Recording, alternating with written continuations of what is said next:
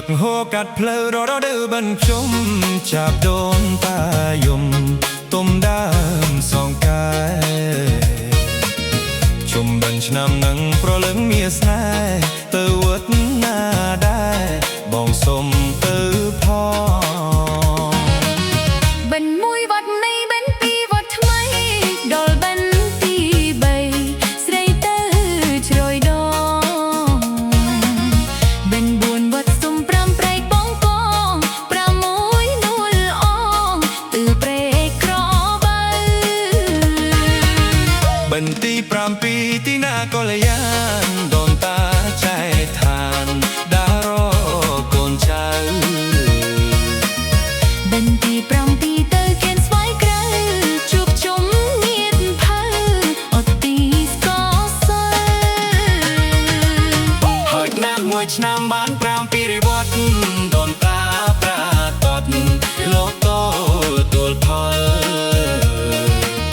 រួចហើយឲ្យពបវរៀងរាល់សូមកូនចៅស្គាល់សុខសាន្តត្រង់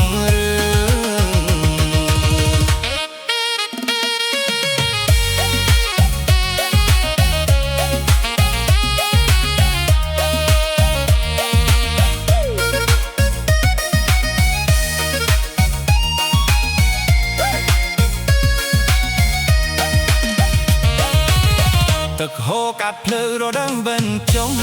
ចាប់ដូនតាយំទុំដើមសងកាយជុំបិណ្ឌឆ្នាំនឹងប្រលឹងមាសស្នេហ៍ទៅវត្តនឹងដែរបងសុំទៅផងបិណ្ឌមួយវត្តនៃបិណ្ឌពីរវត្តថ្មីដល់បិណ្ឌទី3ស្រីទៅជ្រោយដង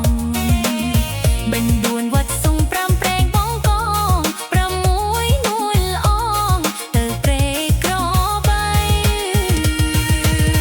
បិណ្ឌទី7ទីណាក៏លយានដូនតាចែកឋានដែររកូនចៅបិណ្ឌទី7ទៅគៀនស្វាយក្រៅជួបជុំញាតិភៅអត់ទីស្កសល់ហើយណាស់មួយឆ្នាំបាន7រិវ